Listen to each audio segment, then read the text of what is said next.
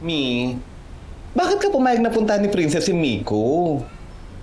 Eh, hindi naman pwedeng pigilan ni Laika si Miko. Hindi naman sila magjowa. Eh, yun na nga di ba? Paano sila magiging magjowa kung laging may princess na humaharang sa moment nila? Wala nga moment. Kasi nga, ayaw na ni Laika kay Miko. Di ba, Mi? Laika, huy! Tahimik ka na naman. Ngayon kita kay Princess. Buti pa siya, may mama ulit. Buti pa mama niya bumalik. Mi, ano ka ba?